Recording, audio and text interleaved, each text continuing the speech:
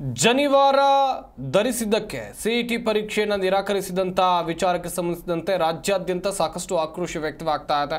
ಪ್ರಹ್ಲಾದ್ ಜೋಶಿ ಅವರು ಕೂಡ ಮಾತನಾಡಿದ್ದಾರೆ. ಸಿಇಟಿ ಪರೀಕ್ಷೆಯಲ್ಲಿ ಜನಿವಾರ ತೆಗೆಸಿದ್ದು ತಪ್ಪು, ಹೋಮ್ ಗಾರ್ಡ್ ಮಾಡಿದ ವರ್ತನೆ ಸರಿಯಿಲ್ಲ. ಹುಬ್ಬಳ್ಳಿಯಲ್ಲಿ ಕೇಂದ್ರ ಸಚಿವರಾಗಿರುವಂಥ ಪ್ರಹ್ಲಾದ್ ಜೋಶಿ ಅವರು ಈ ಹೇಳಿಕೆಯನ್ನು ಕೊಟ್ಟಿದ್ದಾರೆ. ಬ್ರಾಹ್ಮಣರು ಅಷ್ಟೇ ಅಲ್ಲ, ಬಹುತೇಕರು ಜನಿವಾರವನ್ನು ಹಾಕ್ತಾರೆ. ಆ ವಿದ್ಯಾರ್ಥಿಗೆ ನ್ಯಾಯವನ್ನು ಕೊಡಿಸಬೇಕು. ಅನೇಕ OBC ವರ್ಗದವರು ಸಹ ಜನಿವಾರವನ್ನು ಹಾಕ್ತಾರೆ.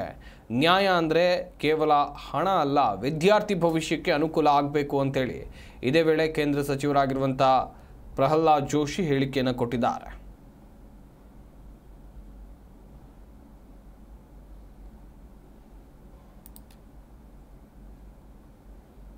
ಕೋರ್ಟ್ನೆಲ್ಲ ಸರ್ಕಾರ ಪಾರ್ಲಿಮೆಂಟು ತನ್ನ ಅಧಿಕಾರ ವ್ಯಾಪ್ತಿಯನ್ನು ಉಪಯೋಗಿಸಿ ಕಾನೂನು ಮಾಡ್ಯದ. ಅದಕ್ಕೆ ಸೂಕ್ತವಾಗಿ ಕೋರ್ಟ್ನಲ್ಲಿ ನಾವು ವಾದವನ್ನು ಮಂಡಿಸ್ತೀವಿ. Supreme court